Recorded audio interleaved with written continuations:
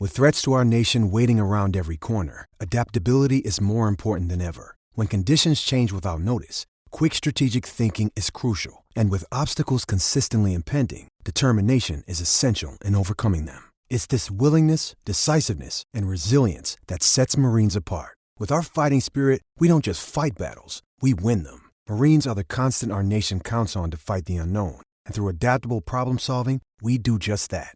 Learn more at Marines.com. Why take one vacation with the family when you could take all of them? With Royal Caribbean, you don't just go to the beach. You visit a private island and race down the tallest water slide in North America. You don't just go for a road trip. You ATV and zip line through the jungle. You don't just go somewhere new. You rappel down waterfalls and discover ancient temples. Because this isn't just any vacation. This is all the vacations. Come seek the Royal Caribbean. Ships Registry, Bahamas. Welcome to the College Football Survivor Show, where playoff survival is always on the line. Here are your co-hosts, Doug Lesmerises and Shehan Jeyarajah. Back on the College Football Survivor Show, Doug and Shehan, and today, Shehan, Big Ten Power Rankings for 2024. We did it last week for the SEC with Oklahoma and Texas joining the SEC. What did we think that meant the SEC would look like in 2024 when those two teams arrive? We did that 1 through 16, how we think that'll shake out. Now the Big Ten, USC and UCLA arriving for the 2024 football season. What will the Big Ten look like 1 through 16 in 2024, Shehan? And we had, I don't know we had much debate. Georgia and Alabama are clearly the two best teams in the SEC. And with what Georgia's doing right now, how could you have anybody but Georgia number one? I'm curious who you're going to have at number one. And I will admit that I struggled a little bit with my number one. And I especially find the top three interesting for the Big Ten. And I find like the top six interesting for the Big Ten, because I think there are various ways that you can look at this. But to start, Shehan, I do think there are really quite a bit of similarities to me between Oklahoma and Texas going to the SEC and USC and UCLA going to the Big Ten. And it's not just because of Lincoln Riley, but what historically Oklahoma has been and what historically USC has been, and also what they can be right now, I think is fairly similar. And then historically what Texas has been and what UCLA has been and what they could be right now, I think is fairly similar. That one, I think, is competing pretty near the top of its new conference, I would imagine. And the other is a bit of a wild card of like in the top half, but where exactly, with some decent upside. I think Texas and UCLA have similarities there. How did you sort of view the general idea of cramming these two new schools into these two conferences? Well, I think that when it comes to USC, I think inarguably USC, whether you have them in the first spot or second spot, is the class of the new conference, right? Like that is unquestioned. I think what's interesting versus in Oklahoma and Texas joining is, those two teams could end up somewhere in the mishmash of the middle class, right? Like I think that there is almost no chance that these two schools in 2024 or maybe the couple years after that have a chance to enter the top tier. I don't feel that way about USC especially. I think that USC right away could come in and compete for conference championships. Now, UCLA, look, I make jokes about Texas all the time, and you said the meanest thing ever, which is that they're basically UCLA. But wait, who's that mean to? Who is that mean to? Texas or UCLA? Just everybody. Everybody feels bad now. But I think that USC and UCLA have much more ability to come in and compete at the highest level in this conference than I think Texas and Oklahoma do. Now, Texas and Oklahoma long term, I agree, have a chance to do what USC and UCLA can do, but it's going to be a quicker turnaround for these two programs. It just is. When you look at the amount of title contenders in the SEC versus the Big Ten, when you look at the history of USC versus the recent history even of these two programs of Texas and Oklahoma, who haven't been national champions in longer And so, well, I guess Texas has won one year more recently, but so I think that you look at the relative situation that USC is stepping into. I think that they are also, from a financial perspective, probably poised to benefit notably more than Texas and Oklahoma are from their move. I think that Texas and Oklahoma already print money. Money is not the primary issue. I think that they're moving for competitiveness and recruiting reasons. Whereas I think that USC is going to fundamentally change their monetary situation. And so I do think that that sort of thing is relevant too. So there's definitely some comparisons here, but I think that USC and UCLA are poised to potentially jump in and be contenders right away. But the other thing that I'll mention too is that they're going to have to play road games in, Piscataway, New Jersey. And that's going to be something that's not fun for anybody. It's funny, that idea of those West Coast teams coming east. I think people talk about it maybe more in the NFL. A lot of times, like, the Seahawks are playing at the Panthers. How does that affect how we judge this game? I'm curious what the effect of that is on USC. If there will be, because it doesn't have to be every road game, but if there's like a game a year where it's like, oh man, like you kind of didn't get the best of USC because they did that because they had to, they had back-to-back road games and they were at Minnesota and then they flew home and then they were at Purdue. And that was a little something for them. I'll be curious to see how that works out from a competitive standpoint. One of the most famous lines that we've ever heard in the college football playoff is erasing a Stanford loss to Northwestern because of body clocks, right? Like that is something that I think that people acknowledge. And I'll tell you what, so we're actually going to California next week to visit the in-laws. Wait, us? Oh, wait. Sometimes when you use we on the podcast, I just assume you mean the two of us. I see. This is the issue with being married is that everything is we. Even if it's just me, it's actually we. Like you just get into that. So my wife and I, not Doug. Do you ever refer to your wife as your podcast husband? Have you ever used that phrase? I do not. I've never once used it. I mean, see, here's the issue, Doug. We can be real about this. You're kind of closer to my podcast dad than my podcast husband. You know what I feel like right now? I feel like Texas. This is what it's like when Shehan attacks you, podcast dad. Okay. Listen, I'm just keeping it real. I'm just keeping it real. I think I'm like 5 years younger than your dad. I think how old's your dad? No. He's a little bit. So I think that you're 5 years younger than my mom. My mom was born in 1969. Okay, I'm 4 years younger than your mom. Okay. My mom, to be fair, my mom was pretty young when she had me relatively. She got married at 21 when I don't think that was her plan, but originally. But then, you meet the right person and you decide to get married. I got married when I was 21. I wasn't necessarily my plan either. Yeah, no. In conclusion, you could be my son. Okay. Yeah. Moving on. Yeah. Little Shehan. Anyway, little Shehan. What I was saying is, we go to California relatively often, and you do feel it. You do legitimately feel it. We have an event while we're over there that's at 8 p.m. on a weekday, and that's going to be 10 p.m. for our bodies, and I am already dreading it because it is really hard to just jump time zones like that. And it's one thing to jump, like if you jump one time zone, right? If you go from Central Time to Eastern Time, not a huge deal. We're doing that right now, right? I mean, I'm Central Time, you're Eastern Time. Yeah. And that's one of the reasons I like Central Time is because you can jump one to Eastern Time. You can jump one back to Mountain Time. No big deal. 2 is kind of pushing it. 2 is like you feel it. 3 is a lot. Whenever my wife and I were dating, there was a period where I was in Atlanta and where she was in California. And that was a lot. That was a lot to be 3 hours away. And that's going to be the case for a lot of teams that USC has to play. If they put them, and by the way, we have to remember too, USC is joining the Big Ten, which is a Fox production. And what is Fox's signature production? That's right. Big Noon Saturday, aka Big 9 a.m. Body Clock Saturday.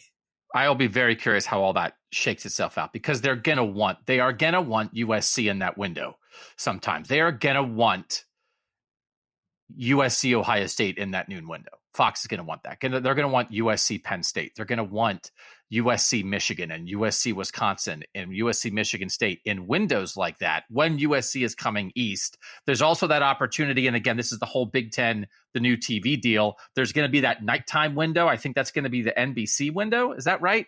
Or the CBS? I can't remember, everybody. But there's going to be that new window where really I do think USC is going to wind up holding down that later window a lot to give the Big Ten a full day of coverage. But this is going to matter. So I don't know how it factors into our rankings necessarily, but there are complications here for these California schools joining the Big Ten. But there's also football complications. And part of this is the view of Ohio State right now. And that is, and people know I host an Ohio State podcast, that there's almost two Ohio States to me right now. There's like Big Ten Ohio State, rivalry Ohio State, and then there's national Ohio State. So let's just get to who we have number one on our list of who we think the most powerful program in football in the Big Ten will be in 2024. The team program in the best shape that year. Shehan, who do you have number one? This was honestly pretty easy for me. There are two programs I think in college football that are run just top to bottom better than everybody else. They've basically never been bad. They've basically never had extended down periods. It doesn't mean that they haven't had bad seasons or bad tenures, but they don't fail. And that's Oklahoma, and that's Ohio State. Ohio State is arguably the most consistent program from a success perspective in all of college football. They win 10 games almost every year. Obviously, in the playoff era, they've hit another level under Urban Meyer and Ryan Day. There's no question to me that Ohio State is the number one team. Okay, that's who I have number one also. And now the Michigan people are saying, but what? Michigan just beat Ohio State twice in a row and won the last two Big Ten titles and made the playoff the last 2 years. How can Michigan not be number one? And this is where your brain breaks a little bit, because that's a very strong argument. And I don't think Michigan's going away. I don't. I know that they have some assistant coach shuffling, perhaps. They've had some changes. I don't know if we know exactly what their quarterback situation post J.J. McCarthy is going to be, although J.J. McCarthy still might be the quarterback in 2024. Very, very possible. Fourth year J.J. McCarthy might be really, really, really good in 2024. But I think Jim Harbaugh has figured this out. And one of the things, Shehan, is I looked at, as I did with the SEC, I looked at the records, conference records over the last 5 years. But I'd say there's about at least half the teams in the Big Ten where the recent history doesn't matter, because within that recent history, so much has changed. I don't know that I really care what Nebraska's been. They have Matt Rule now. I don't know that Wisconsin's recent history matters. They have Luke Fickell now. I think that Illinois with Brett Bielema, who cares what they did 5 years ago with Lovie Smith, right? I think that a little bit applies to Michigan, because this is the last 2 years matter. I don't know that much before that matters, because Michigan has figured it out. But Ohio State is 38-3 in Big Ten play the last 5 years in conference play. The next best team has 9 conference losses. So I do think that still matters. And I do think Ohio State is the Big Ten team, and this includes USC right now, best equipped to go out into the world. And so Ohio State has to figure out how to beat Michigan. Because 2 years ago, maybe you could have looked at it as a one-off. Man, Aiden Hutchinson is good. Man, Ohio State's defense was bad. But then Michigan came to Columbus and just took care of Ohio State. And then it turns out Ohio State was practically as good as Georgia, but Michigan came to Columbus and took care of Ohio State. That was real. What Michigan has on Ohio State right now is real, but it wasn't enough for either of us to put Michigan ahead of Ohio State right now. Are we nuts? Are we hypocrites? Are we blind? Or are we trying to parse sort of maybe what the difference is right now between Big Ten and the Big Ten and Big Ten out in the world? Well, I mean, I think that the other part of this, too, is that having great individual teams is nice.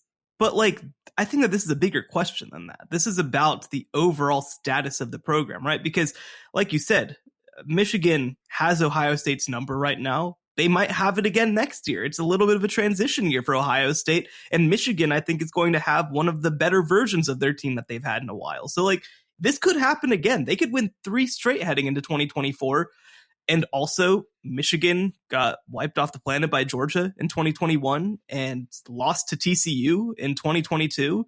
And so does that one matchup decide what these programs are every single year. I mean, look, it decided trophies. It matters, and hang the banners, hold the trophies, all that sort of thing. But like, I don't think that changes fundamentally the status of these two programs. I say it over and over again. There are 3 teams in college football that are doing something that nobody else is doing. That's Alabama, Georgia, and Ohio State, which to me also is why Ohio State's failures against Michigan are such an indictment to me, because I do think that this is a program that should be above this. But, fundamentally, again, Ohio State is one of these top 3 recruiting programs, or one of the programs. They're the only program in the playoff that has competed with Georgia other than Alabama in the last 2 years, right? Like, they should have beaten Georgia, the team that destroyed everybody else. And so I think that when you look at Ohio State's program stature versus Michigan, and certainly versus USC and Penn State and whoever else, I think that Ohio State is just, it's on a different level. The reason that we're panicking about Ohio State because of this is because the bar is so high. And for Michigan, this is still kind of a nice story. This is a playoff show.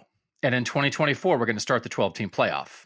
And I do think, like, in the worst case scenario for Ohio State, Michigan seizes control of the Ohio State-Michigan rivalry, and Ohio State keeps making the playoff and goes into the playoff with a style of play that should allow them to be very competitive with anybody in the country.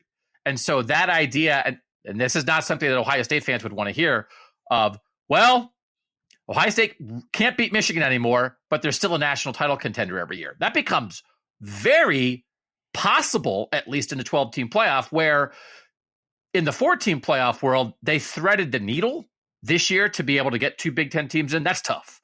You need help. You need some things to happen for that to be possible. Starting in 2024, that becomes very possible because there's going to be 3 Big Ten teams in every year. So Ohio State, number 1, I think is the right call. And Michigan people can be mad about that. But it honestly, I don't have any questions about Michigan. I think they are doing exactly what they should do. I think the way they should play is exactly how they should play. And I think they will continue to get better at it and be able to take that style out into the world more effectively. So I still think Michigan is ascending, which brings us to number 2. Who do you have number 2 for 2024 in the Big Ten? I've got USC. Yeah, me too. So sorry, Michigan. I don't... I personally don't even feel the need to apologize. I feel like, again, we're talking about program status right now. We're talking about, the teams that can win at the highest level. Lincoln Riley in year 1 went and won 11 games with like a haphazardly thrown together roster. And we talked about it, right? When we entered this playoff show, there were 4 teams that we kind of considered the mainstays: Alabama, Ohio State, Clemson, and Oklahoma. And it turns out, obviously they didn't make the playoff last year, but it turns out when we said Oklahoma, we actually meant Lincoln Riley, because Lincoln Riley is a guaranteed 10-win season. Unlike to the level that I don't think that hardly any other coach is. And so when you talk about being able to win consistently, win at the highest level, I mean, I think that it is more likely, and I think you look at their track records, I think it is more likely that Lincoln Riley runs off 10 and 11 win seasons every year than it is that Michigan does. I just do. So I keep talking about Michigan because I feel bad having Michigan where I have them. And I really believe in Michigan's program right now. But let's wait until we get to Michigan. USC versus Ohio State. Could you see a world, Shehan? There's a lot of similarities here, right? Just recruiting quarterbacks, calling plays, Ryan Day at Ohio State, Lincoln Riley at USC. Gene Smith cited this a lot when Ryan Day was hired, that he had talked to Joe Castiglione, the Oklahoma athletic director, that promoted Lincoln Riley when Bob Stoops left. That's what they did. You're an offensive coordinator, a veteran national championship head coach leaves, and you promote the offensive coordinator who's never been a head coach before and is pretty young. Gene Smith, the Ohio State athletic director, followed the Oklahoma plan. I think maybe Ryan Day exists on his own and gets that job anyway, but I think Lincoln Riley's success made Gene Smith a little more sure of his decision to promote Ryan Day when Urban Meyer left. They are going to be linked, and now they already were, and now they're going to be in the same conference. So this idea, I think, right, do we not view these as the two best offenses in college football, at least the two best passing offenses, and that probably is a shorthand for the best offenses, and now they're going to be in the same conference. We'll see how often they play, but what would it take in your mind, or how possible is it that if we do this list in 2 years, USC's number one on this list? Does that seem like it would take a lot for USC to get past Ohio State, or is it very on the table? I think it would probably take more than what they can do in 2 years. But I mean, USC is going to be very competitive. I think that USC is going to be playoff adjacent in a 4-team playoff this upcoming year. I think that they're basically a lock to be in the first 12-team playoff with the way that things are going right now. Obviously, we'll have to see how the transition to the Big Ten goes. But, you know, again, USC, I think, probably needs to get into that top 5 recruiting range to really, really, really compete with Ohio State from a program perspective. And you know me, I hate talking about recruiting, but it's just reality, right? And so I do think that, I mean, I've been vocal before that I'm a Lincoln Riley guy. I think that personally, I would take Riley over Day, but I think that I'd take Ohio State as a program over USC, right? And what Ohio State has built, like I talked about, from an administrative perspective, Ohio State is the gold standard. Like, they are the gold standard in college football. They are so organized top to bottom. They, I think, have such a vision for their program. You know, we saw during the transition from Urban Meyer, they were able to keep a lot of their recruiting staff that managed to keep kind of this national recruiting going. I think Ohio State just does it better than anybody else in college football. And, you know, if Ohio State's administration was at any program in the South, I think that we could see similar results, right? So I think that Ohio State, you know, they just do things that USC can't match up with in the next couple of years. Now, would it shock me if USC has teams that are as good as Ohio State in the coming years? No, not necessarily. I think that Lincoln Riley's really good, and he's got carte blanche to be able to do whatever he wants at USC, and I think that that's a huge deal. But to me, Ohio State 1, USC 2 is a pretty no-brainer deal. USC has advantages in terms of recruiting terrain, of course, being in California, but I mean, Ohio State's just done it so consistently, so long. I think that they have to be 1 and USC has to be 2. So there was this window. USC filled the gap between the end of the U, what Miami was doing, late 90s, early 2000s, and before Saban took over at Alabama. And that window in there, USC in the early 2000s there, like right 3, 4, 5, 6, like that range, USC is like the best program in college football with what Pete Carroll was doing there. It was sort of a particular window. The SEC, it was kind of, you know, taking turns about who was really good right then. And the Florida schools were kind of maybe hitting a little bit of a rut. Urban Meyer, Florida's in there too, whatever. But USC, we know what Pete Carroll USC looks like. Is that what Lincoln Riley USC is going to look like? Because if it's that, now we're talking about, because we are talking about, and there's a bigger context question I'm going to ask here in a second, but USC has the ability, has in the recent past been not just the best team, but the best program in college football. With where college football is now and USC joining the Big Ten, can USC be that again? I think that it's there. I think the potential is there. But I do think that we are in a position where the power nexus of college football has just moved to the Southeast. And I think that we see that in the way that Ohio State's recruiting. I think that USC is going to go national too. You know, when you look at the great USC teams, a lot of it was just built through California, and I don't necessarily think that you can do that anymore. So do I think that they can be a nationally relevant program that competes for national championships? Yes, absolutely. I do think that that's the case. Do I think that they can rebuild Pete Carroll's deal? You know, that's a lot to ask for me. Okay. So let's go to number 3. And is there any debate about who is number 3? I don't know. Is there? It has to be Michigan, right? It has to be Michigan. Okay. So I am drawing a line. I mean, I think everybody would, right? This is the top 3. And I don't know that the two of us really think there's a huge discussion about the order. Ohio State really should be 1, USC really should be 2, Michigan really should be 3. But here's my question. In 2024, when the 2024 season begins, is it possible that these 3 programs will be 3 of the 6 best programs in college football? So, because here's my question. If the top 5, would the top 5 possibly be in 2024 when we say ceiling, recruiting, coaching, recent success, the way the future's lined up, again, the upside, that it's Georgia, Alabama, Ohio State, Michigan, USC. Is that possible? It's possible. I do think it's possible. Is it probable? It's hard for me to imagine that both USC and Michigan will be rolling at the same time. Not because it's zero sum, but just I think that, you start getting Clemson in there. Clemson added Garrett Riley, of course. So I think that's going to be a big deal. You start adding LSU in there. You add Oklahoma in there. You add, even an Oregon in there, for example. I think that it's going to be pretty competitive to get to that number 5 spot, but it's definitely possible. I just think that there's going to be a lot of competition from the SEC as well. But again, when you think about what this 12-team playoff world is going to be, and it's basically going to be set up for the Power 5 conferences probably to get to, you're not guaranteed to. The Pac-12 and the Big 12 aren't certainly, and the ACC, they're not guaranteed to, but they have an opportunity for 2. The SEC and the Big 10 are guaranteed to every year.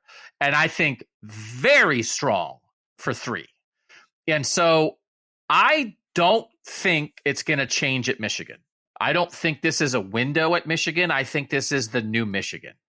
And especially in a world where 10-2 and maybe 9-3, depending who your losses and your wins are against and how good your conference is, gets you in the 12-team playoff. And maybe you're sliding in as a 10, but you're a 10 that nobody wants to play. Sure.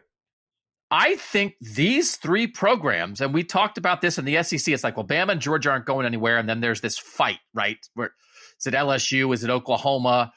Who can be that next SEC team, Tennessee, to be really competitive right there? I think the top 3 is more clear here in the Big 10. And I think in the 12-team world, I think in the first 5 years of the 12-team playoff, I think it's possible that in 5 years, these 3 teams take up 13 playoff spots out of 15 possibilities. That I think that's very possible. Do you agree with that? No, I do. And I want to get to my number 4 because I think that they're like sort of the dividing line of this group. So this is my question, because I think the dividing line is here. Okay. You do not think the dividing line is here. You think there's one more before a dividing line? I think that what I'm describing as a dividing line is going to be different than what you're just. So there is the top 3 is the top 3, and nobody is touching them. I think that when I get to 4, which is Penn State. Okay.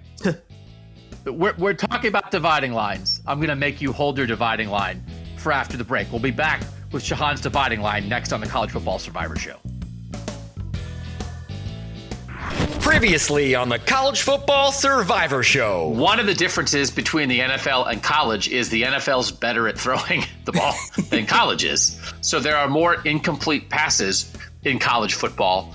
But this really would be more of a fundamental change to the game. It could really cut some time off. But is it too big of a change? Well, first of all, you've got a Chicago Bears fan and somebody who's covered the Cleveland Browns. So I take issue with the idea that NFL teams are at all good at throwing the ball to receivers. But yeah, this was definitely the most controversial one. This is the one that people have been the most vocal about. I don't think I hate it as much as other people do, but I don't think I like it. Catch the latest episode of the College Football Survivor Show wherever you listen to podcasts. Why take one vacation with the family when you could take all of them? With Royal Caribbean, you don't just go to the beach. You visit a private island and race down the tallest water slide in North America. You don't just go for a road trip. You ATV and zip line through the jungle. You don't just go somewhere new. You rappel down waterfalls and discover ancient temples. Because this isn't just any vacation. This is all the vacations. Come seek the Royal Caribbean. Ships Registry, Bahamas. All right, Doug and Shehan are back. I love tiers. I love dividing lines. The reason I had those top three is because I think they are going to be almost assured regular participants in the 12-team college football playoff. And I would not assign that necessarily. I would not right now, based on recent past and predictive future, assign that to anybody else. My next tier is 3 teams. You're saying you think Penn State at number 4 really kind of belongs with this other group of top 3. So, no. What I think that... I put words in your mouth. Sorry, son. So when you get to Penn State, I think you are getting to the last program in the Big Ten that is kind of the borderline of competing for the playoff year in and year out. I think that once you get below this line, there are teams that are going to make playoffs, but it's going to be one-offs. It's going to be outlier seasons where, the top 3 above them, they should expect to be at least on the periphery of the playoff every single year. I think that Penn State is that line that should expect to compete for the playoff many years. And once you get below that, I don't know. It starts to get a little dicier. So I have Penn State 5 on my list. I do not have them 4. And I guess I don't disagree with you. It's hard because Penn State was excellent last year. Penn State was 11-2, and Penn State's only 2 losses were to playoff teams in Ohio State and Michigan. The year before, Penn State was 7-6. The year before, in the COVID year, Penn State was 4-5. So they've had 2 rough years out of the last 3, but we know that their ceiling is a top 10 program. In James, the last 7 years of Penn State, they finished in the top 10 of the AP poll 4 of the 7 years. That's a high bar. That is a very high bar. And guess what? If you're in the top 10 of the AP poll at the end of the year, guess what that probably makes? 12-team playoff, a decent amount of the time. Now, the difficult thing is going to be, we agree on the top 3. Life just got harder for Penn State. Life got harder for everybody because now USC's in here and you're going to see how things work out. There is a program that I have higher than Penn State because their recent success is almost as good, and they have undergone a fundamental change that makes me very curious about their future. And if Wisconsin manages to combine the best of the past with a future they have never before embraced, and they are the defense, offensive line, run game Badgers with Phil Longo calling the shots offensively, higher level quarterback recruiting, and a head coach in first-year coach Luke Fickell, who has already made the playoff. I know they've been taking care of business in the West in the Big Ten, and they were going to go into a world where it's not going to be divided the same way. When I think about Penn State and Wisconsin, I feel like I know what Penn State is, maybe. Now, Penn State also has never had a true game changer at quarterback. If Drew Aller, who's going to be their starter this year as a second-year quarterback, if Drew Aller is that, watch out for Penn State. But I am fascinated to see if the new combination at Wisconsin is a whole new world. And they have been a super consistent winner. So I have Wisconsin 4th. But to me, there is a significant drop-off between Michigan at 3 and Wisconsin at 4. And then I have Penn State 5. Where do you have Wisconsin? I had them 5. I think that you're absolutely right. They're right on that borderline. And the funny thing, here's the funny thing about me putting Penn State 4 and you putting Wisconsin 4. I said in my SEC rankings that the way that I was looking at it was trying to find approximately the 50th percentile, trying to find the most likely outcome. But this time, I bet on upside. I think that Penn State has upside that Wisconsin doesn't have. And you went the other direction, which is usually the opposite of what we do. But I think that is the question for me, is I think that Wisconsin is poised to get into the playoff as a 10 seed and lose in the first round. I think that is what they are going to be built to do. Now, and that's a great season. I don't want to knock that kind of season. I think that the best of Penn State is winning playoff games. I think it is getting to the national semifinals. I don't think that they can win a title. That's a whole other question. But I think that Penn State just has a higher ceiling right now. Now, at the same time, Luke Fickell is a really freaking good coach, like a really freaking good coach. And Wisconsin's had their system come through, and we can look back now, and Brett Bielema was a good coach and all that. But I mean, when you're talking about the quality of an individual coach, I mean, Luke Fickell is up there with anybody that Wisconsin's had since Barry Alvarez.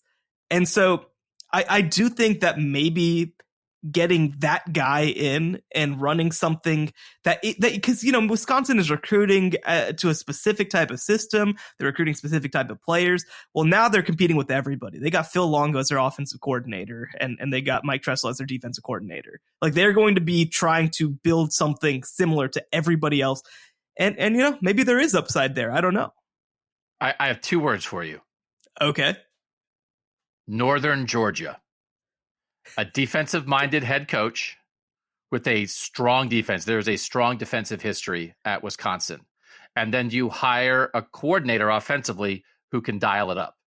And you don't necessarily need the world's greatest quarterback. And it's not like Georgia has run through. George Pickens was really good, but they won a national title when George Pickens was hurt. They lost their best receiver the next year. You know, Brock Bowers is special, but Wisconsin has a history of tight ends. You know they're going to run the ball. I still love Braylon Allen. Let me counter to that, okay? I'm going to list off every single blue chip recruit from the state of Wisconsin in the 2023 recruiting cycle. No. Did you miss it? Where we compare I said them Wisconsin and Georgia recruiting. But that's the issue. That's the issue. But that's true for everybody in the Big Ten, right? So, but there's a philosophy and a way you go about your business. So the thing that I would say is, in the end, Georgia had a defensive first mentality. And by the time we got to the Ohio State-Georgia game, I thought Georgia's offense was a bigger problem for Ohio State than Georgia's defense was, because they figured out what they need, who they were, and how to do it. And they had a great play caller. If Phil Longo can be that offensively, and they have this tradition of defense, it is not at the Georgia level, but it's the Georgia idea. And what you're saying is you pick Penn State maybe because there's more upside.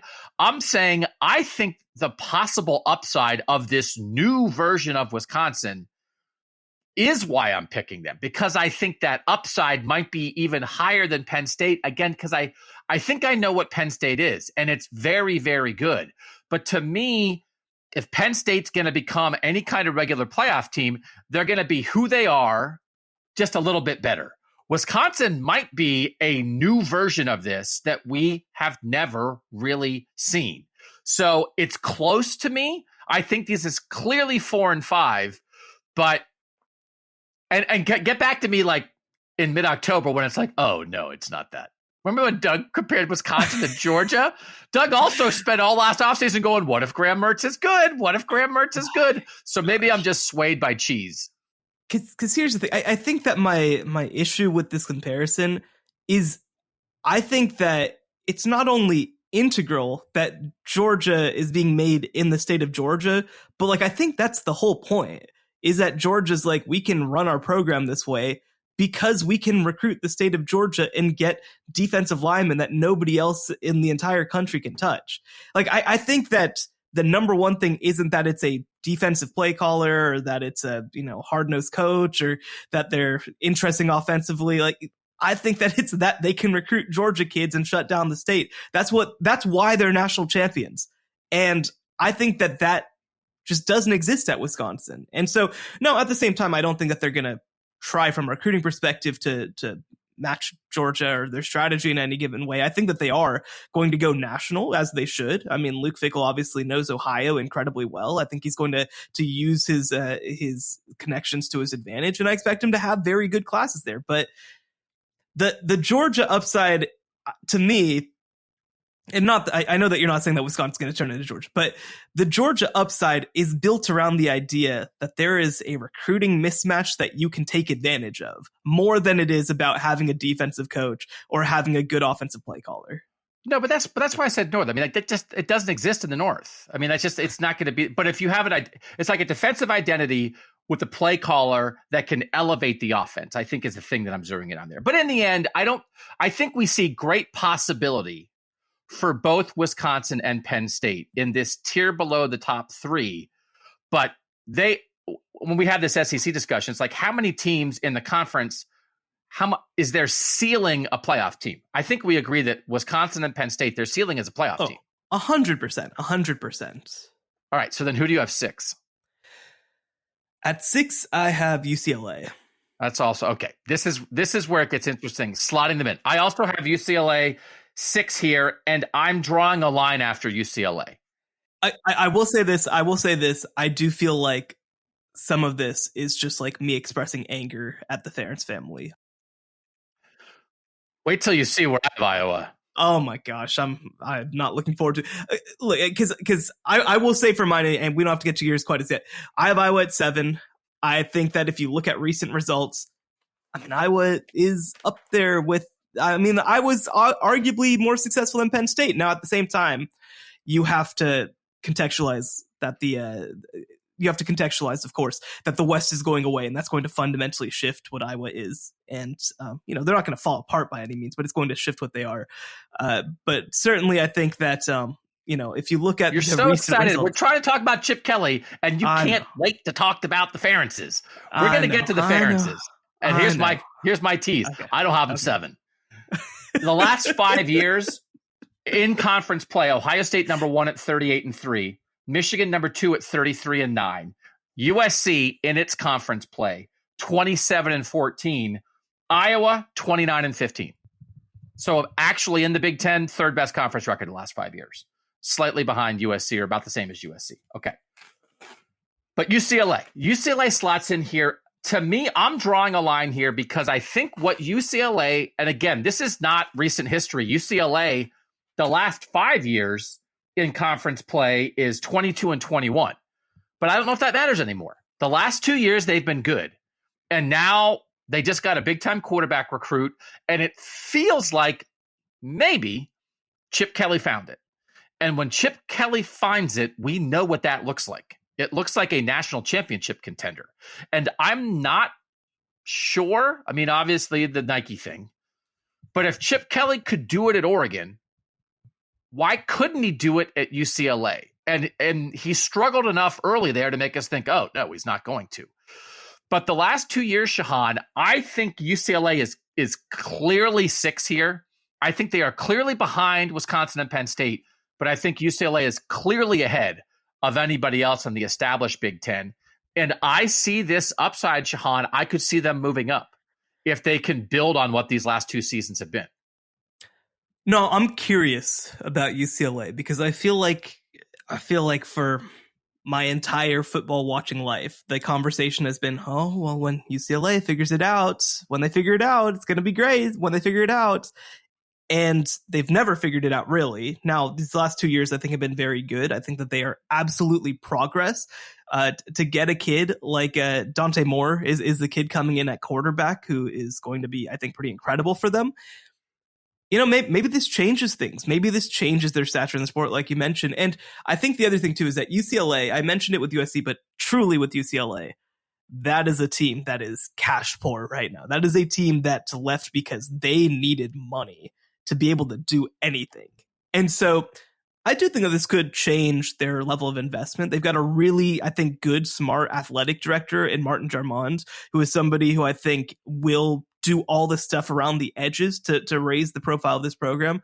And certainly, look, the dream is always that UCLA starts recruiting California at an elite level, and it hasn't happened yet. But I do think that playing in the Big Ten will help UCLA from a recruiting perspective as much as anybody moving conferences will, I think, in college football right now. So, look, there's a chance that they also totally flame out and are a bottom tier team. There's absolutely a chance of that. But I think that UCLA has been pretty smart about the way that they've prepped their program for this move. And I think that that mixed with Chip Kelly, I think, doing some good stuff at the right time, mixed with the infusion of cash that I think will legitimately help this program because they're just one of those programs that never has any money. I think that that's all going to help. 9-4 last season, 8-4 the year before. The first 3 years of Chip Kelly, 3-9, 4-8, 3-4. So it was like, oh, this isn't going to happen. But now they're coming off their best 2 seasons in a decade, and I do think that upside. I think their upside. They were in the playoff mix this year, in a good Pac-12. Their upside, I think, is a playoff team. Do you agree with that? I think so. Again, we're talking about them in the context probably of getting the 10-11 seed and probably losing in the first round, but I think they could get there. Yeah. Okay. You have Iowa 7. Yes. So let's have the Iowa discussion. I have Iowa 12. And the reason I have Iowa 12 is because this is not a ranking of the past. It's not a ranking of the past. And I think with where they are, Iowa has lived. They have been the zombie team of the West. They have fed on the brains of the dead West programs. Nebraska fell off a cliff. Illinois was a mess for a lot of it. Wisconsin has been leaking at the end of the Paul Chryst era. Northwestern won 2 West titles in 3 years. It was there for the taking. And so Iowa was like pretty good all the time. And the West is going away. And I think everything we covered, one of the comments we got on the episode we did a couple weeks ago was like, I liked it, but I don't know if you needed 40 minutes on Brian Ferentz to start off the show. It's like, let me get it. I said with Iowa, nothing should be more than 25 with Iowa. So we shouldn't have gone more than 25 minutes. We don't have to cover that ground again. But Iowa, I think, is headed for a fall. And I think it is because the Big Ten is changing. Kirk Ferentz is not changing. I think this 2023 season is going to be a joke for Iowa. I think the best thing that could happen to Iowa is that Brian Ferentz doesn't hit his markers. They fire him and get a better offensive coordinator. But I just think it's dysfunctional right now. And so as you look ahead, as I look to 2024, because there's a pretty interesting middle here in the Big Ten, I just feel much better about the futures of 5 other programs than I do about Iowa. Why do you have Iowa as high as 7? We know what the past is, but this is a future ranking. I think the thing is for me is that, look, the Big Ten West is going away, like you mentioned, but also I think that outside of Wisconsin, Iowa is still sort of the class of the teams that were in the Big Ten West. And I think that the bottom half of the East is kind of variable right now. I think that it's kind of interesting. So, I have them behind USC. I have them behind UCLA. But, and not to get to my rankings yet, I don't think that there's another team from the Big Ten West that clearly should be ahead of them in my mind. I completely disagree with that. All right, so let's get to my 7 then. Illinois. Let's have a Brett Bielema conversation. They're just getting started, man. There is upside. There is real upside there. He has done it with the existing roster, with transfer quarterbacks. They got more transfer quarterbacks coming in. They've established an identity. I think there is absolute upside for Illinois. This is a guy who has won before in the Big Ten. Brett Bielema is where he's supposed to be. And I have zero hesitation. Over the next 5 years, who would I take? I would take Illinois absolutely ahead of Iowa. No doubt about it. I think the best of Illinois is to come. Where do you have Illinois? I think you're crazy.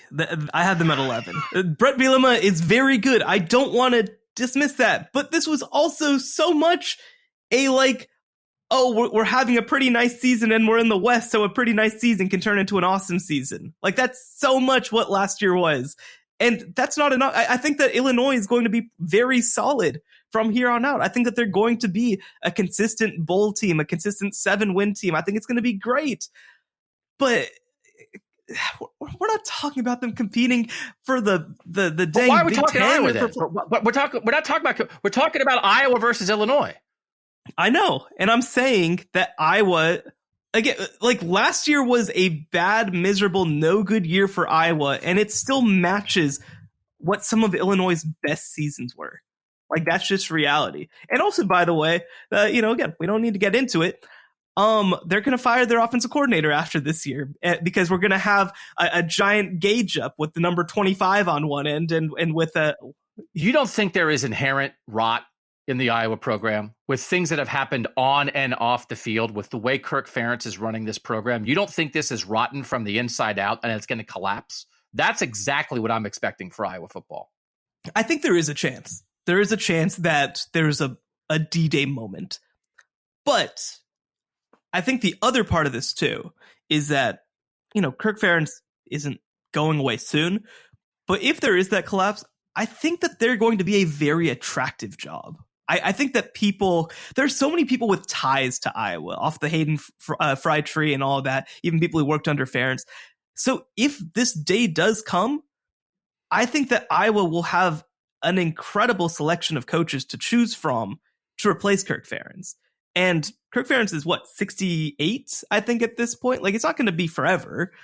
It's going to be too long, but it's not going to be forever. And so I think that, for you, I know that this is about 2024, which also I don't think that necessarily this rot will come home to roost by 2024. But I think that when you look at Illinois and when you look at Iowa, Illinois to me is a good coach doing good things. When you look at Iowa, I think this is a program that will have much more ability to make something happen, even in a post-Ferentz age. I don't think that their program value is as intrinsically tied to an individual coach. Well, they've had only two coaches in the last 50 years. I mean, it's Hayden Fry and Kirk Ferentz. We don't know. Yeah. No, we don't know. I think it's going to get messy. It's messy already. Like, I do not think Kirk Ferentz is going to go calmly into the night. I think he is going to hold on by his fingernails. And if this goes south, it could get messy. And maybe influencing my opinion is I saw up close and personal the transition at Kansas State from Bill Snyder to Chris Kleiman, and it went great, and people kind of understood the identity, and people kind of understood what they wanted in a coach, and the administration was strong enough. And maybe that's the difference. Maybe Gene Taylor, the AD at Kansas State, is just something different than Gary Barta, and maybe that's a big part of it.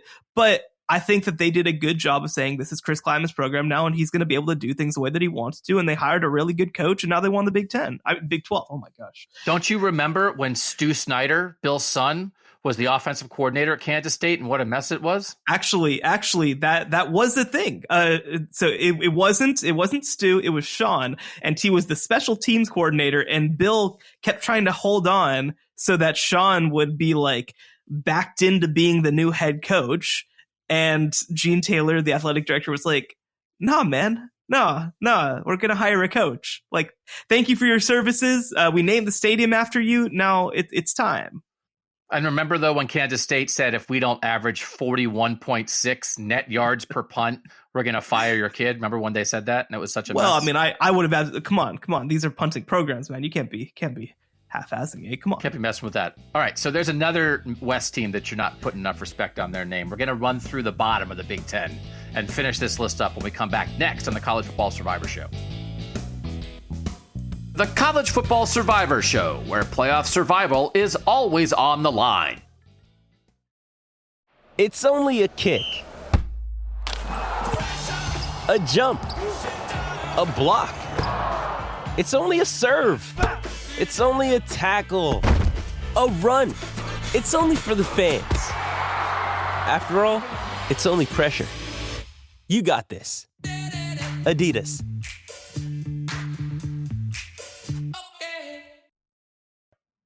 So, Shehan, there's another team in the West that I absolutely no doubt about have ahead of Iowa, and it is a program that has won at least 9 games in each of the last 3 non-COVID years.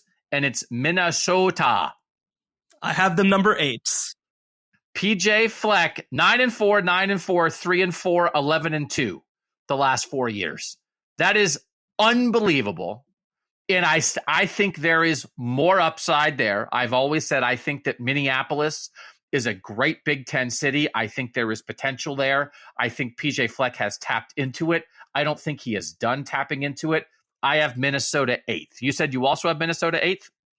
I do have Minnesota 8. I think that, Minneapolis is one of the more underrated places in the country. And no, I mean, you look at what he's doing. People dismiss PJ Fleck because of all the theatrics, but he just wins, man. He just wins. People buy into his message. People buy into his system. I think he's done a good job of hiring assistants, even when they've flipped over. It's just impressive. That what he's doing is impressive, and I'm glad that you're talking about it that way, and I think that we need to talk about it more, that Minnesota is doing something impressive. I could also see that Minnesota's absolute peak is a playoff team. Like a once every 10 years kind of peak, like a historic they went kind 11-2. They went 11-2. They went 11-2. They had that big Penn State win. They finished number 10 in the AP poll in 2019. Like, they were right there. That's a Rashad Bateman peak. right? You get some skill guys together. You have a structure in place for your program to succeed. And then you hit on a couple skill guys. If they get a Drew Brees type at quarterback, right? I think there is an absolute upside there for a brief moment that could get them in the playoff. That could be, I can't believe it. It's if TCU can do it, I think Minnesota can do it. Not consistently, but I think at least their supreme peak is that. I don't think we've seen it yet. So we both have Minnesota 8. I will say I disagree with that. I don't think they can make the playoff. I just think that I think that Minnesota's PJ, path. PJ, Minnesota SID, send this to PJ. Wow, the harshest disrespect I've ever heard. Minnesota won't make the college football playoff. I think that the thing with Minnesota is that their path is just so much tougher than TCU. I think that they could have a team that's of comparable quality to what this TCU team was. I mean, they haven't. To be clear, they haven't had a team that's that good. But it's just then you have to beat out like 4 of the teams that we just listed above them, and that's a lot. All right, I have Michigan State 9. I also have Michigan State 9. And this perhaps is low for Michigan State because 2 years ago we would have had them higher than this. 2 years ago they were absolutely in the heart of the playoff mix. That was a transfer-laden team. Mel Tucker flipped it quick. They took a step back last season. I do think, again, trying to figure out moving pieces. Mark D'Antonio's greatest success at Michigan State, when Michigan State was an absolute monster for a while there, came while Michigan was in trouble. So now if you think Michigan's not going away, I think it's harder for Michigan State to be at that peak D'Antonio level. I think Mel Tucker is the right guy for the job. I think Michigan State did what it had to do to keep Mel Tucker. I think there is good football ahead for Michigan State. But in terms of fitting pieces together, style of play, I think Luke Fickell takes a little bit of this juice as like a defensive-minded head coach with Ohio ties. And I think maybe just where Wisconsin football is maybe a cut above Michigan State, and now you have like kind of a similar vibe. So I could see people saying this is too low for Michigan State, but I think Michigan State's going to be good at football. I just think the Big Ten's going to be pretty good. Yeah, I mean, the thing is, right, if you are a great team, if you're Ohio State, then you probably look at this and you're like, this is tough, but it's manageable. But if you're a middle-class team, then this is going to be hell, right? Like, this is going to be hell. This is going to be a situation where a bad season is legitimately 3-9 or 4-8, and that's not going to be a fun place to be. Michigan State is so interesting because, like you said, they took advantage of Michigan being down. That's definitely a part of it. The other thing, too, was Mark D'Antonio he lived in the state of Ohio. He lived in the state of Ohio from a recruiting perspective. And now you do. I mean, I do wonder how much Luke Fickell taking over at Cincinnati did impact Michigan State. I think that when you look at Mel Tucker, I expect him to continue to be a somewhat national recruiter, which is probably the right decision for them with what they've got right now. But for Michigan State, from a high school recruiting perspective, they're going to need to figure out what their terrain is. A lot of these programs, honestly, are going to need to figure out what is our recruiting terrain. And it can be national. I'm not saying that it can't be, but Michigan, for example, they obviously clean up in the state of Michigan. They do really well in Ohio. And they figured out, New Jersey is a place that we can really make hay. The private school system over there is actually very similar, I think, culturally to what Michigan is in some ways. And they've gotten Rashawn Gary, right? Rashawn Gary was a kid from New Jersey. Dwayne Haskins was I guess that's over at Ohio State. But, they found a place that worked for them. Jabril Peppers. Yeah, Jabril Peppers, exactly. I think that Michigan State needs to find their new terrain. That is a big issue for them. That was a secondary fueled playoff appearance for Cincinnati 2 years ago. Sauce Gardner, Detroit kid, Kobe Bryant, Cleveland kid as their two corners. I think 5 years earlier, they're maybe both at Michigan State when they had the no-fly zone, and you saw that. So I do think that I don't think it's impossible for Michigan State come back in 2 years and we do this. And I think we both had Michigan State 9. I think we could have them 5 or 6, but I just think it's a tough slog ahead. Number 10, I have Maryland. Maryland was a tough one for me to identify. I ended up putting them at 12, but with a lot of upside, because Maryland is probably the single biggest beneficiary of divisions going away, because they have been in hell these last couple of years. I think that they've had underrated teams over the past 2 or 3 years under Mike Locksley, including this past year. I think they won 8 games, right? Like, they had a good team this year. If their schedule didn't include all of the superpowers in the Big Ten, I think that this is a team that could thrive. Now, to be clear, we're not talking about a team that can probably get to the playoff, but this is a team that I think will have above average teams relatively often. I think if Maryland was in the West this past season, they may have won the West. I think so. West. Absolutely. And, Maryland lost to Purdue head-to-head, 31-29. It was a really close game. But you look at Maryland's losses: Michigan, Purdue in a close game, Wisconsin, Penn State, Ohio State. So they are very good. But just because they're in the East with those at least 3 powers, and depending how good Michigan State is, maybe 4 sometimes, they've lived in that tough world. I think there is upside there. I think that clearly Mike Locksley is becoming a leader. They just had a national conference for minority coaches that Mike Locksley helped organize. He's becoming a leader in that movement. I think potentially the Kevin Sumlin hire, Maryland just hired Kevin Sumlin as an assistant coach. I think Maryland might be building something. I just think they've established this offense. This is a guy who was an offensive coordinator at Alabama. Mike Locksley is a good recruiter. He's a good offensive mind, and I think he is showing that he is a leader.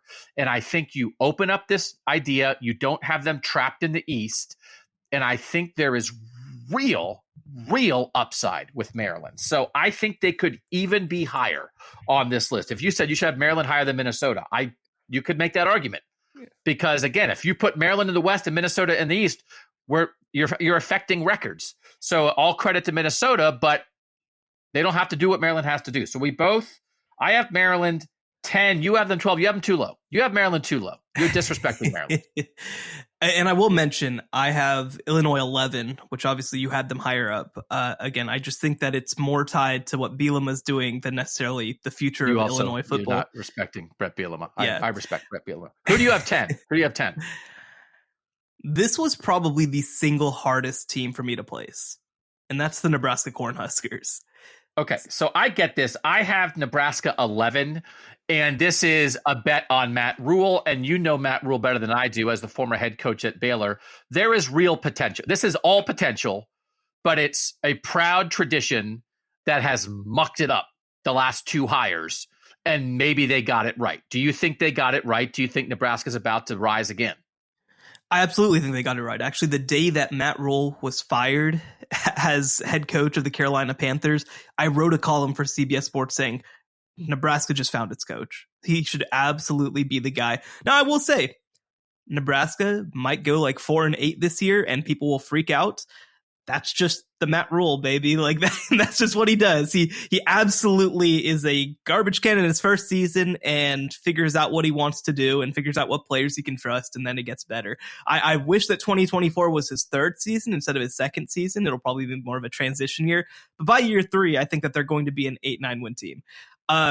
So here's what I'll say about Nebraska. I think that Nebraska needed somebody who was going to find that perfect balance of respecting the past but looking to the future and just make Nebraska fans feel good about themselves, because I mean Scott Frost was supposed to be that, but it was like he got like a year before everybody felt awful. Like he really got like a year before everybody was feeling bad. And I think that when you look at Nebraska right now, they're trying to build themselves back up to a national program. They've got the NIL stuff, I think, figured out in a big way. I think that Matt Rule is going to use that to his advantage.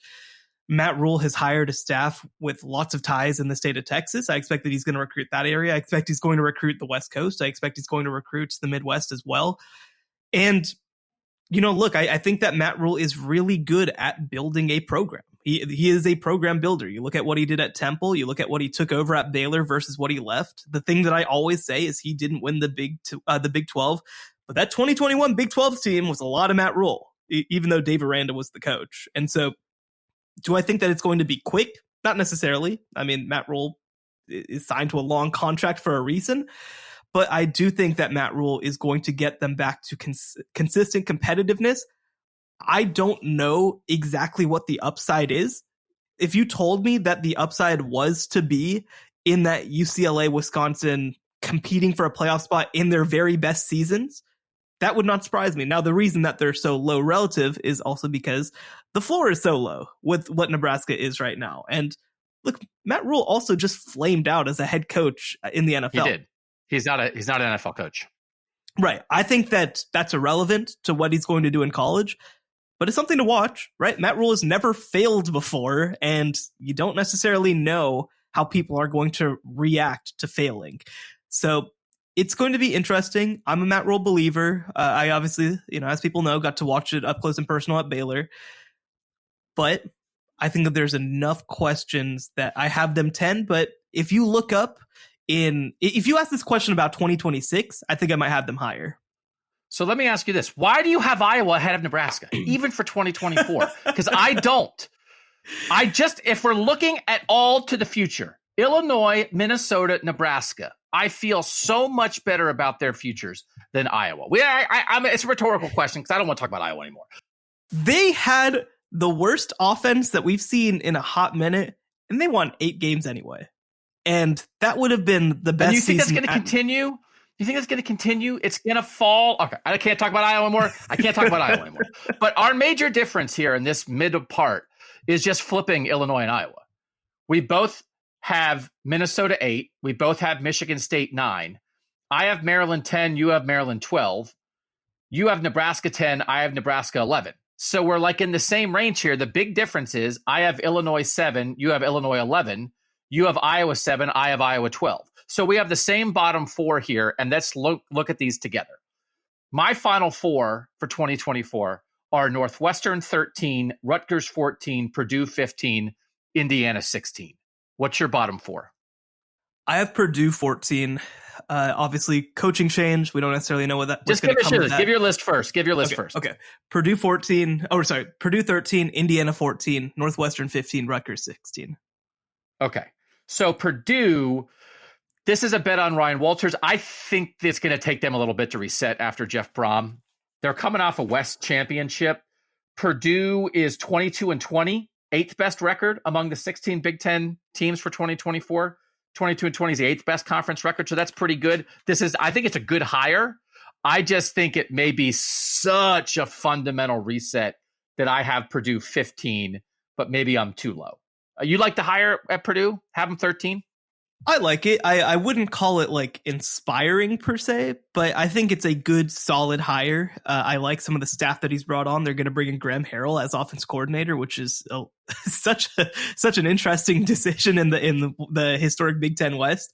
But Purdue, when you look at these 4 teams, Northwestern obviously has some great seasons, but Purdue has been more consistently successful over the last 5 years or so than I think these other 3 teams. And so I've seen more investment at Purdue than I expected, especially in the Jeff Brom era. Obviously, look, he was there. Louisville was always calling, right? Louisville was always calling Jeff Brom. He's a Louisville kid. He played quarterback there. But I think that they made a lot of upgrades that will impact the program in a positive way long term. So for me, they're the team that I think is the head of this group. So I had Northwestern 13. This is a remarkable stat. In each of the last 5 years, Northwestern has either lost one Big Ten game or won one Big Ten game. So 3 of the seasons, they only had one Big Ten win. 2 of the seasons, they only had one Big Ten loss in the last 5 years. And those 2 years, they went to the Big Ten championship game. It is a roller coaster ride. And the last 2 seasons have been horrible. I think Pat Fitzgerald is a good coach. They have invested. They fired their defensive coordinator. Their defense the past 2 years has been terrible. That's a big change. That was absolutely necessary. They have to find another quarterback. And I don't know if they're going to be able to do that. But I still think we've seen what it looks like. I mean, you're talking about Purdue has invested. Pat Fitzgerald, there was a while there where they were good. So Pat Fitzgerald has been good. So it's been very odd. Bad defensive coordinator after they lost Mike Hankwitz, who retired, who'd been their defensive coordinator for a while and was really good. They made a bad hire there. Fitz hired his friend. He wasn't good enough. So they got rid of that, and they have to figure out this quarterback position. Ryan Helinski just didn't work out the way that Peyton Ramsey did in the transfer market. So they have to figure that out. but we know what it looks like in the recent history when Northwestern is good. So I did have them 13, but also the last 2 years have been horrendous. Yeah, the other thing that I'll mention is that, I think that we as a society have gotten to a point where we kind of are just discounting the Big Ten's COVID season. And if you discount in any way the Big Ten's COVID season, then Northwestern is 3-24 in Big Ten play over the last 3 years, like 3 full seasons. It counts. I'm not saying that it doesn't count. But that team was good. That Peyton Ramsey at quarterback, Brandon Joseph and Greg Newsom in the secondary, like that was a real team. No, it was a real team. But like that was not a blip like the Indiana blip. I agree with that, but I think that some of the teams that they were playing against were bad blips. Right? You have Indiana too high. Indiana is last here. Indiana is a pure COVID Michael Penix miracle blip in the COVID year, and they stink otherwise. I have no idea how anybody wouldn't have Indiana last. Tom Allen's going to get fired after this year, and then we see what happened. But they're a dumpster fire right now, are they not? Yeah. No, that's fair. I think that I probably should have Indiana last, but it's all bad. It's all bad. I don't know. I'm trying to find something positive to say about them, and there's nothing. No, I think if they had not given, like Tom Allen didn't get an extension after the good Michael Penix year in the and COVID so they can't year. fire him right now. So they're tied to that. They finished 12th in the final AP poll that year. They were 6-1 in the Big Ten, 6-2 overall. But the last 2 years, 0-9 and 2-7 in Big Ten play. They're just in trouble. That's why I have them lost. And then Rutgers, it's just a matter of what do you think? Greg Schiano is the absolute right coach for Rutgers. It's going to be an overhaul again. They're building this process. They're playing a young quarterback in Gavin Wimsatt. I just think that definitely Rutgers ahead of Indiana.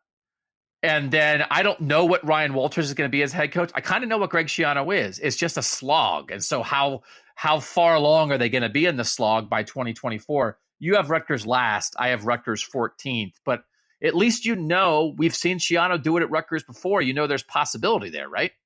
No, and I like what he's done over his tenure, basically, over his 3-year tenure. Obviously, they haven't had a winning record, but I think that he has brought them back to relative competitiveness, right? They're no longer a joke or a meme or anything.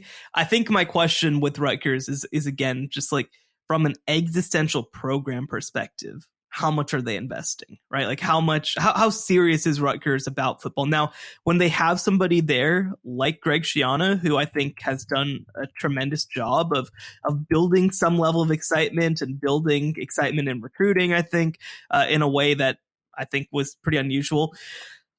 This is all good. I think my question is, I don't know exactly how long they're going to let Greg Schiano keep doing this. And, if he's gone in a year or two, I don't think it'll be that soon, but if he's gone in 2 years or something like that. Oh, no. I think Greg Schiano retires there. I think he's the head coach of Rutgers for the next 15 years. I think he could go 0-12 every year and they wouldn't fire him. They fought. It was a fight for everybody to come to the agreement, and he's not going to go anywhere else. Right. The whole Tennessee thing blew up for him. I thought that he was older than he is. He's only 56. So I guess, never mind. He's going to be there for 15 years. So, okay, that's fair then. That's fair. Then I'll put in, I think that Indiana probably does deserve to be last then because Greg Schiano's going to be at Rutgers for 15 years. Tom Allen's not going to be at Indiana for 15 months. So, yeah. Hey, but Tom Allen seems like a very nice man. Does he? He seems like an excitable guy that they've sure made a lot of videos in the locker room the one good year they had. I'm sure he's fine. I'm not saying he's a bad guy, but it's like he gave a speech and everybody got excited. It's like, okay, that's not what coaching is. I will say they did win 8 games in 2019. Like, it's not like Tom Allen has done nothing ever, but it's bad, man. It's real bad, and he's not going to be the coach there next year. And by the way, Indiana athletic director, I can't remember your name. If you're listening to this, don't overthink it, man. Just hire Ken Womack from South Alabama. Just hire the defensive coordinator from that team. Come on, Ken Womack. Just make it easy. Don't waste our time. I think that's probably right. Okay. In the end, national championship upside in the somewhat near future. 3? Ohio State, USC, Michigan. Do you have Michigan there? Do you not have Michigan there? I have Michigan there. I think they're progressing toward it. Do you think it's only 2? Because my question would be whether Penn State has a national championship upside or not. I think that Penn State's national championship upside is similar to Michigan's, which is to say, like, not awesome, but like it wouldn't be impossible, right? It's not like fully impossible, but we're talking like Michigan or Penn State basically going on a TCU run. We talked about it with Michigan. J.J. McCarthy, Blake Corum, Donovan Edwards might be the best backfield in college football. That is unbelievable. We could see it this year because it's like, well, what does Michigan have to do? Well, they're going to have to still be more dynamic offensively. Now, they put up 50 against TCU, but like, how do they beat Bama? How do they beat Georgia? We might see it. Donovan Edwards is awesome. And the idea that Blake Corum stayed in school is a little mind-boggling. So I think we could see the best of Michigan this year and finally see a Michigan team where it's like, oh yeah, you don't have to stretch to envision them winning a national title. I can't get there. I think that right now you have to be in that top 5 to 8 recruiting range to have a chance. And Michigan's just not close. They're not. No, that's true. They're not close. And I feel bad saying that because I hate recruiting. It's not fun to me. But when you're playing again, we saw them play against Georgia in 2021. And this is a different team. And obviously they've got a different quarterback. And I think they have the ability to be more dynamic. Like, this does feel like one of their best chances. They're going to have to figure out that defense, I think, pretty quickly because they do lose a couple of key players off of that defense. And I think that the defense last year was worse than it was the year before. So they're going to have to find a way to get better and be ready for prime time on defense because this offense is ready. 2023 is the year, I think, for the offense. And if they don't win a playoff game this year, I'm like... I don't know. I'm not saying it's away. Impossible. They're not going away. They're not going away. But I'm talking about from a title perspective, from a national championship perspective. I don't know if you're ever going to have better than this backfield. And I don't know. I can't quite get there. And by the way, USC is like a half for me. Like only a half? You don't think USC has full national championship upside? I mean, in this moment right now, I think that okay, they do. But it's like. I don't know. I mean, okay, you're at 2. You're at 2. You have Ohio State and USC. I'm at 3.5. I would include Michigan, and I'm halfway there on Penn State. Even though I have Wisconsin ahead of Penn State, I think Penn State's upside because I do think their skill guys are traditionally better. What's the teams who have playoff upside? I would say I'm maybe at 8. Sure. 6 fully. Ohio State, USC, Michigan, Wisconsin, Penn State, UCLA fully. And then I said like the absolute peaks of Minnesota and Michigan State, maybe. Yeah. I think that this conference is built more for the idea of a truly one-off for some of these teams. Like I think that it is possible that Michigan State puts together a team. I think that it's possible that Minnesota puts together a team. And that they're able to be the 4th best team in the Big Ten, and that's good enough. And they get the right schedule in a given year, and they pull one upset, and that's enough. So I think that there's more of a pathway to it. But if we're talking about teams that I think could legitimately compete for the playoff, it's probably 6. I think that it's probably 6. And I think we agree on that. Ohio State, USC, Michigan, Wisconsin, Penn State, UCLA. And UCLA, they better keep doing what they're doing to hold on to that spot, or they could teeter off the side of that because that's not where they've been traditionally. They got a quarterback recruit. They've had 2 good years, and Chip Kelly's done it before. So there's enough there to believe in it now, but they have to keep it up. Whereas I think the other 5 are more established. Okay. I'll be curious to see if you guys disagree. CFB Survivor Show on Twitter is a place that you can tell us if you disagree strongly with either the rankings. I'll be very curious if some Michigan fans come out of the woodwork and say, how can you, they're the last 2 Big Ten champions. How can you not have them one? And I'm not sure they're wrong. Here's something I'll say too, is that I would absolutely love Michigan to prove me wrong and win a national championship and be the best team in the Big Ten, because I think that's better for the sport to have more pathways to success. I don't like the fact that I have to sit here and say that 3 teams are doing things differently than everybody else. I don't like it. It's not fun for me. I don't like that part of football. but that's reality, right? I mean, outside of LSU kind of going on this crazy run with a team that kind of just had the best talent that we've ever seen, like it's been Alabama, it's been Georgia, it's been Clemson, and that's kind of been it. And I love the idea of another team just coaching up football at a high enough level to make up for it. But I got to see it, man. I got to see it before I can assume it. The other thing is, Michigan 2 years ago lost to the eventual national champ, showed they couldn't compete, but lost to the eventual national champ. And then this past year should have played in the national championship game and blew the TCU game. Why? They blew it. Why? They were down by 3 scores for most of the game. Like you can't be like, oh man, we almost beat TCU, the team that lost 65-7 in the national title game. But they almost made but like to act like, oh, I need to see it for Michigan. They should have been in the national championship game. You shouldn't. If you're serious, you shouldn't lose to TCU in the playoff. No, come on, but we can't have every conversation be, are you Georgia? When we're talking about the national title, we can. When we're talking about the national title, we absolutely can have that discussion. They had a touchdown taken away. There should have been a touchdown. Come on. Congratulations on your almost beating TCU. Congratulations. They made the playoff 2 straight years. There's only 2 teams in the sport that have been in both of the last 2 playoffs. The 2-time national champs and one Michigan. Year and lost to TCU the other year, man. Like they're not. Now you're saying, so that's a shot at TCU. You're like, they lost to TCU. TCU made the national championship game. We're not doing Big 12. We're not doing Big 12 versions of this. But you know how many teams in the Big 12 I would say can win the national championship? I would say 0. 0 teams in the Big 12 can win the national championship.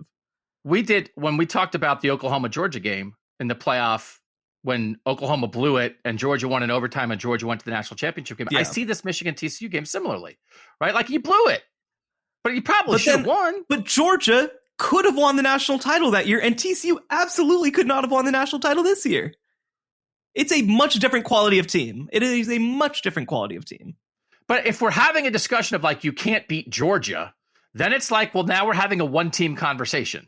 So Michigan made the last 2 playoffs. There are teams every year that are that caliber. Alabama has been there. Georgia has been there. Obviously, they've got a good matchup against Ohio State that they're killing right now. But I don't know. It's just I think they're ascending still. I do think they've been as good as anybody other than Georgia the last 2 years.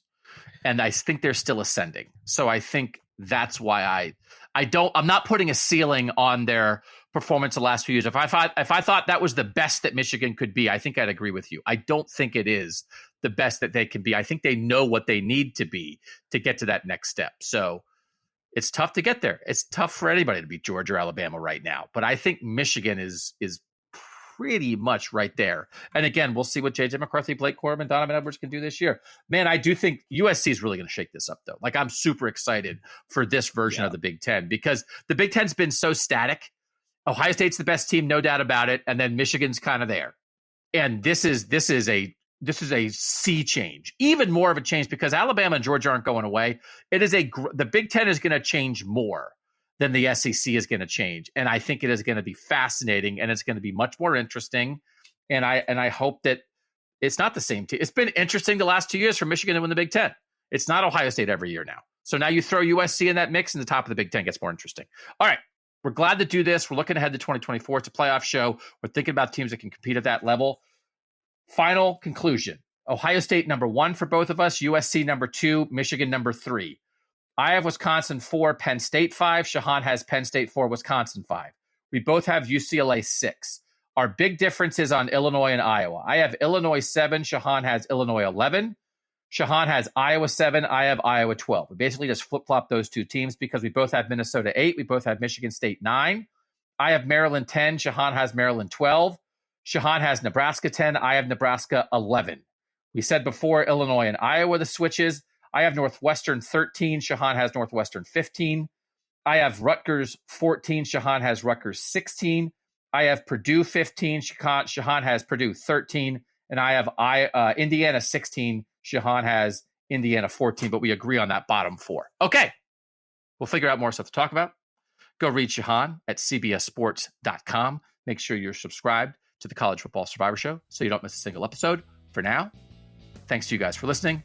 For Shehan, I'm Doug, and that was the College Football Survivor Show. the College Football Survivor Show, where playoff survival is always on the line.